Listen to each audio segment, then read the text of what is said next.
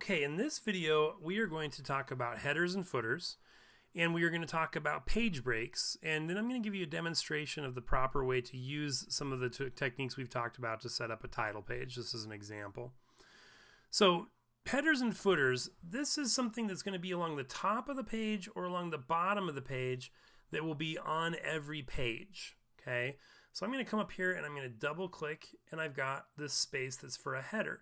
Now you'll notice I actually had a separate tab up here called header and footer, and this has some specific options for headers and footers. For example, I can have a different header on the first page, which in APA we do have.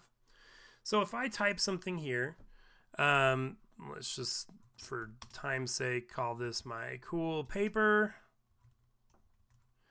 and then I'm going to come up and I'm going to say that I want to insert the page number. And right here under header footer, I could also get to this going insert and page numbers, either way. And it asks me where I want it, and I want it on the right, so that's exactly right. And I'm going to say OK. And now I've got my page number. So when I'm done with this, I can just click close to get out of my header. And now this will be on every single page of my document. When I make a new page, you'll see it there in a moment. Now footer is just same thing, but down here at the bottom. If I double click there, you can see there's my footer, and it would be on every page as well. But for now, let's just real quick, let's do a basic title page. And in it, I'm going to show you something called a page break. So first of all, I want this centered. So I'm going to go ahead and I'm going to center it. Secondly, I want it down the page a little bit. And what I do not want to do is go return, return, return, return, return to get down there, because that can cause formatting issues. So rather than do all those returns, if I do my invisibles, you'll see here's all those returns that I did to get it down there. Rather than do that, I'm going to go ahead and I'm going to center it, and I'm going to click on my line spacing and go to line spacing options, and I'm going to say I want some space before the paragraph, and I want it to be, let's say, 70 points. Actually, that's not nearly enough, but I'll do 180 for this one.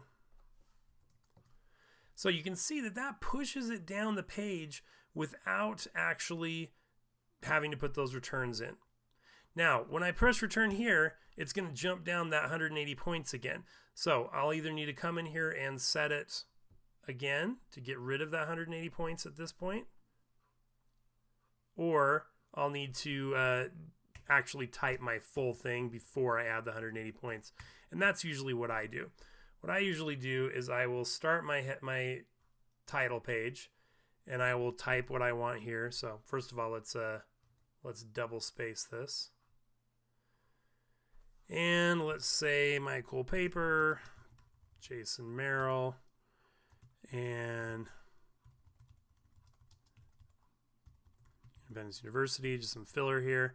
And now I'm going to go back to the top of my cool paper, click on that drop down, say line space options, and add in, we'll just do 180 points.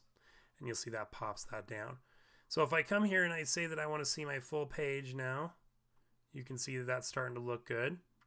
Now, I'm now ready to go to my actual paper. So I need to go to a new page. And a big mistake that people do in that is they hit returns. Return, return, return until they get to the new page, and then they start typing. Now, the problem with that is if you make an edit later, let's say you delete some lines from your paper or you add some lines in a different place, it can push and pull those returns.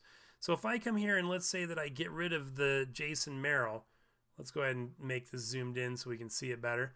So here it is, all those returns, and I go to my cool paper. Well, I have a very specific amount of returns there. It's counting how many times I pressed return to get down there. So if I later on come in here and add in a date line, I wouldn't actually do this normally, but let's just say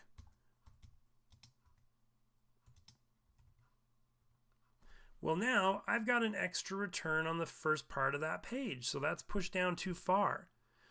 Or let's say instead of adding something, I delete something. Maybe I'm just going to have two lines here. Well, now I've pulled this up onto this page. I've actually shifted it up entirely. Now on a title page, that's not going to be as much of an issue because you've got things pretty much set the way you're going to have them on a title page. But when you're working with going from your abstract to the body of your paper, or from your body of your paper to your reference page, you never want to do all these returns to get to a clean page, because it can cause you to push and pull your text later and put things on the wrong page where you don't want them. Okay. So that said, then what do we do? What do we do when we want to get back to, we want a fresh page? All we need to do is go up here to Insert and Break and choose Page Break.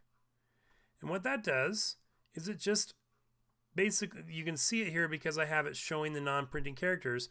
It just puts this line here that says, we're done with this page, we're going to a new one.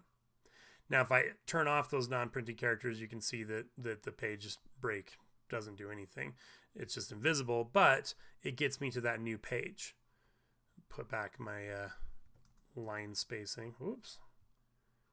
Too much. Okay. So here I am on my new page, and you can see that I've got my headers exactly the way that it was supposed to be, automatically put it in place for me, and I can start typing my paper. So those are some of the things that we've talked about so far as working with alignment, working with space before paragraphs, double spacing, and now the page break, and some real world usage of how you might use those things.